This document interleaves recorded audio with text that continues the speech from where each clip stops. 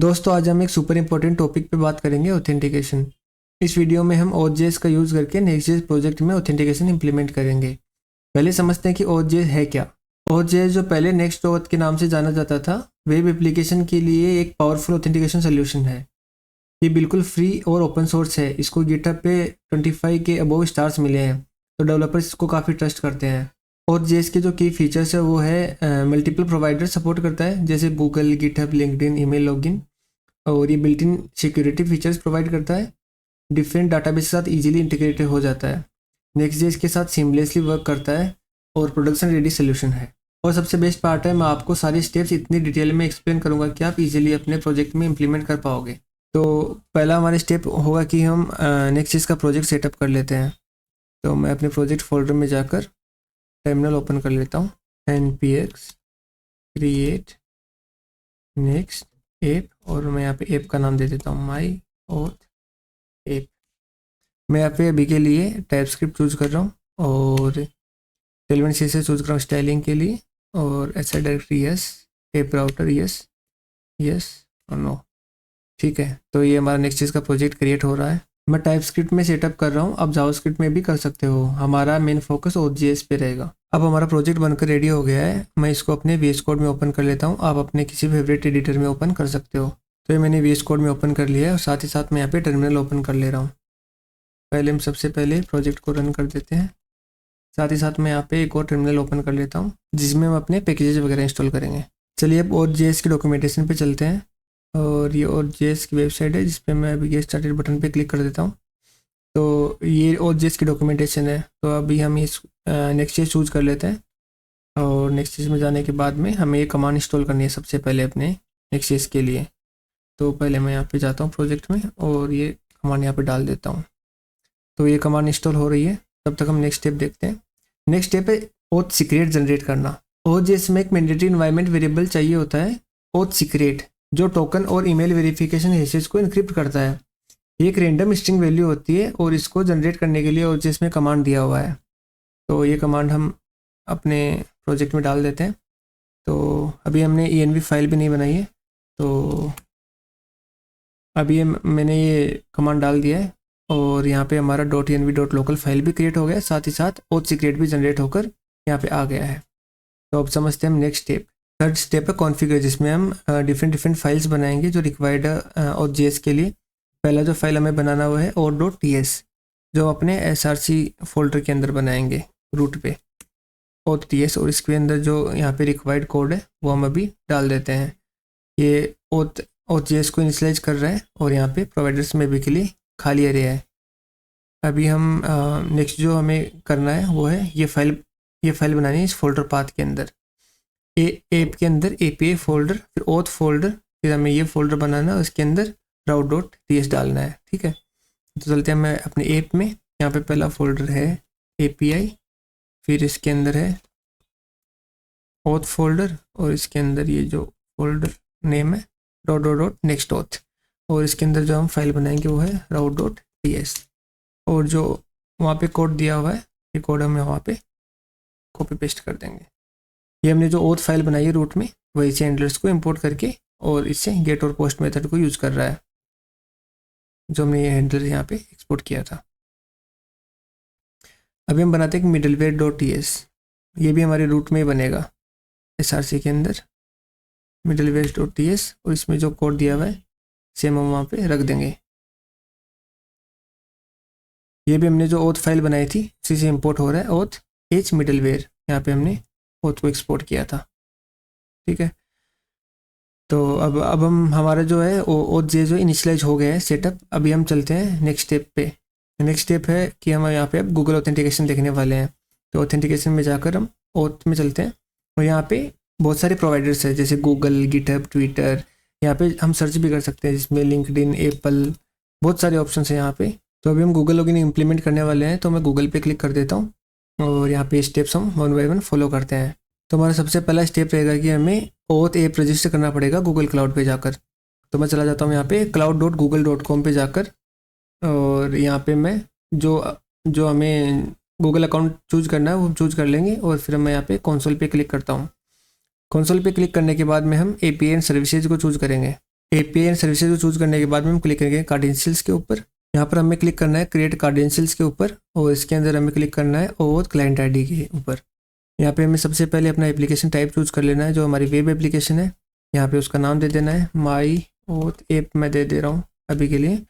और इसमें मेरी डायरेक्शन URI डालने होते हैं, तो मैं एड URI पे क्लिक करता हूँ और एज पर OJS डॉक्यूमेंटेशन हमें ये URI डालना है कॉलबैक URLs में। तो इसको मैं कॉपी कर लेता हूँ और यहाँ पर जाकर मैं पेस्ट कर देता हूँ। ओरिजिन में भी हमारा लोकल होस्ट का URL है, तो मैं वही डाल देता हूँ :/ लोकल होस्ट एंड पोर्ट, जो हमारा 3000 है अभी के लिए। यहाँ पे क्लिक करके मल्टीपल URI डाल सकते हैं, जैसे लोकल में चला रहे तो लोकल URI डाल सकते हैं, डेव का URI या अपना प्रोडक्शन का डोमेन का URI है, तो वो सब यहाँ पे हमें डालना पड़ता है। यहाँ पे क्लिक कर देंगे क्रिएट पे और हमारे क्रिएट हो चुका है। तो हमको यहाँ पे क्लाइंट आईडी और क्लाइंट सीक्रेट मिल चुका है। अभी हम चलते हैं अपने डॉक्यूमेंटेशन पे। यहाँ पे सेकंड स्टेप है कि हमें जो क्लाइंट आईडी और सीक्रेट अभी मैंने जनरेट किया वो हमें ENV फाइल में रखना पड़ेगा। मैं चलता हूँ यहाँ पे अपने ENV फाइल में और यहाँ पे जाने के बाद में मैं यहाँ पे दोनों वेरिएबल्स को रख देता हूँ और गूगल क्लाउड पे जाकर ये हमारी जो जनरेटेड आईडी और सीक्रेट है वो दोनों हम जाकर ENV फाइल में रख देंगे। ये मैं आईडी को पेस्ट कर दिया और ये मैंने सीक्रेट को पेस्ट कर दिया। अब चलते हैं हम थर्ड स्टेप पे। थर्ड स्टेप जो है हम सेटअप जो है प्रोवाइडर करेंगे। प्रोवाइडर क्या है, हमारा जो OTS हमने जो फाइल बनाई थी, यहाँ पर हमें प्रोवाइडर में क्या डालना है, गूगल डालना है, गूगल, और हमें इंपोर्ट कर लेना है यहाँ से next/provider/google से। नेक्स्ट स्टेप हमारा रहेगा साइन इन बटन बनाना। तो यहाँ पर चलकर मैं एक बार के लिए फॉर्म कॉपी कर लेता हूँ और इनमें अपने page.tsx में जाकर अभी इसको मैं रिप्लेस कर दे रहा हूँ उस कोड से। ठीक है, तो यहाँ पे साइन इन जो है वो कॉल किया गया है, ये हम इंपोर्ट कर लेंगे अपनी जो ओथ फाइल बनाई थी उससे, और इसमें हमने प्रोवाइडर जो गूगल डालना है वो डाल दिया। ठीक है, तो अभी हम चलते हैं अपने Next.js के होम पेज पे। हम देख सकते हैं हमारा sign in with Google button आ चुका है, जो अभी के लिए मैंने कोई स्टाइल नहीं डाला, जस्ट एक बटन डाल दिया। इस पर हम क्लिक करेंगे। जैसे हम इस पर क्लिक करते हैं तो हमारे ऐप का नाम आ रहा है और हमारे पास अपने अकाउंट चूज करने के लिए आ रहे हैं। तो मैं इसको अभी के लिए चूज कर ले रहा हूँ। तो जैसे हम चूज करेंगे वैसे ही हम कंटिन्यू पे क्लिक करते हैं तो ये हमारा लॉगिन हो जाएगा। तो हमारा सक्सेसफुल लॉगिन हो चुका है, बट हम जानेंगे कैसे कि ये लॉगिन हो गया है। तो अब हम चलते हैं नेक्स्ट स्टेप पे, जो है कि हमारा सेशन मैनेजमेंट। तो सबसे पहले तो हम अपना सेशन को गेट करेंगे और देखेंगे कि सेशन हमारा क्रिएट हुआ है कि नहीं हुआ है। ठीक है, सेशन गेट करने के लिए हम ऑथ मेथड का यूज़ करते हैं, जिसको मैं कॉपी कर लेता हूँ और अपने यहाँ पर होम पेज में जाकर मैं इसको पेस्ट कर देता हूँ। अवेट, तो मैं यहाँ पे एसिंक डाल देता हूँ फंक्शन से पहले ऑथ। ऑथ को हम कहाँ से इंपोर्ट करेंगे, सेम जो हमने ऑथ फाइल बनाई थी यहीं से। ठीक है, तो अब मैं यहाँ पे कोड, सबसे पहले हम इसको लॉग करके देख लेंगे कि हमारे सेशन में आ क्या रहा है। तो मैंने यहाँ पे console.log सेशन डाला है और मैं अपने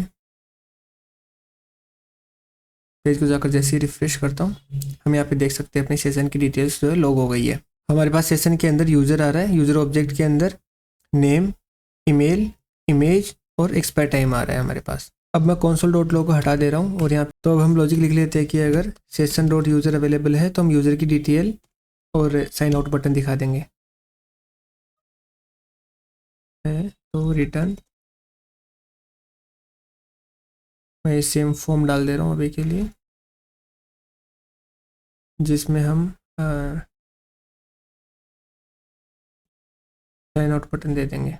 अभी के लिए मैं एक्शन को कमेंट कर दे रहा हूँ और इसके अंदर जो है यूज़र का नाम, जो कि मैं मिसलेगा session.user.name से। सेम अभी हम यहाँ पे ईमेल भी शो करेंगे यूज़र का, और हम यहाँ पे जो इमेज हमें गूगल से रिसीव हुआ है वो भी हम यहाँ पे शो करने वाले हैं। होगा session.user.image जो यहाँ पे हमने लॉग किया था, और ऑल्ट में हम लिख देंगे यूज़र इमेज। तो यहाँ पे बोल रहा है कि ये इमेज जो है अनडिफाइंड भी हो सकता है, तो हम यहाँ पे लॉजिक लिख देते हैं कि अगर इमेज अवेलेबल है तभी शो करे, तो अगर इमेज हमारे पास है तभी ये टैग हमें शो होगा। ज़रूरी नहीं है हर एक प्रोवाइडर से हमें इमेज रिसीव हो। और एल्स में हम लिख देंगे अगर हमारे पास सेशन डॉट यूज़र नहीं है तो हम ये साइन इन का बटन दे देंगे। अभी हम देखते हैं अपने आउटपुट में, और यहाँ पे हम देख सकते हैं कि अभी हमने गूगल लॉगिन किया था तो यूज़र की सारी डिटेल यहाँ पे आ गई है। जो यूज़र का नेम है, ईमेल है, और ये जो गूगल की जो हमें इमेज प्रोवाइड हुई है वो सारी दिख रही है, और साथ ही साथ साइन आउट बटन दिख रहा है। सॉरी, इसका जो नेम है वो साइन आउट देना है मुझे, साइन आउट, या हम इसको सिंपल लॉग आउट दे देते हैं, लॉग आउट। ठीक है, अब हमें सही से दिख रहा है। तो अभी हम चलेंगे नेक्स्ट.जेएस के डॉक्यूमेंटेशन पे और देखेंगे साइन आउट कैसे करते हैं। यहाँ पे sign in and sign out दिया हुआ है, इस पर हम क्लिक करते हैं तो हम देखते हैं कि साइन इन तो हमने ऑलरेडी कर चुके हैं। हम चलते हैं सीधा साइन आउट पे। साइन आउट पे हमें ये एक्शन जो है ऐसे साइन आउट मेथड को कॉल करना पड़ता है। तो चलते हैं हम अपने फॉर्म में और एक्शन पे जाकर पेस्ट कर देते हैं। फिर जो साइन आउट फंक्शन है वो भी हम सेम अपने जो ओथ फाइल बनाया था उसी से इंपोर्ट करेंगे। अब हम चलते हैं अपने नेक्स्ट.जेएस के ऐप पे और जाकर यहाँ पे देख सकते हैं कि हमारे पास लॉग आउट बटन आ चुका है। अभी यूज़र ये लॉगिन है, तो अगर हम लॉग आउट पे अभी क्लिक करते हैं तो यूज़र जो है लॉग आउट हो जाएगा। अभी हम देख सकते हैं वापस साइन इन विद गूगल का बटन आ गया। अगर हम रिफ्रेश भी करते हैं ब्राउज़र को तो साइन इन विद गूगल ही बटन आएगा। अगर हम sign in with Google button पे अभी वापस क्लिक करते हैं तो हमारे पास गूगल अकाउंट्स आ जाएंगे, और इसमें से अगर हम चूज करते हैं कोई भी ईमेल तो उससे वो लॉगिन हो जाएगा यूज़र, और इसको हमारे पास लॉग आउट बटन आ जाएगा और यूज़र की डिटेल्स आ जाएगी। अगर हम लॉग आउट करते हैं तो हमारे पास फिर से साइन इन बटन आ जाएगा। तो दोस्तों देखा आपने कितना ईजी है नेक्स्ट.जेएस में OAuth.js यूज़ करके ऑथेंटिकेशन इंप्लीमेंट करना। नेक्स्ट वीडियो पार्ट 2 में हम OAuth.js के साथ ईमेल ऑथेंटिकेशन इंप्लीमेंट करेंगे using passwordless magic links. I hope ये वीडियो आपको हेल्पफुल रहा होगा। कोई क्वेश्चन हो तो कमेंट सेक्शन में ज़रूर पूछो।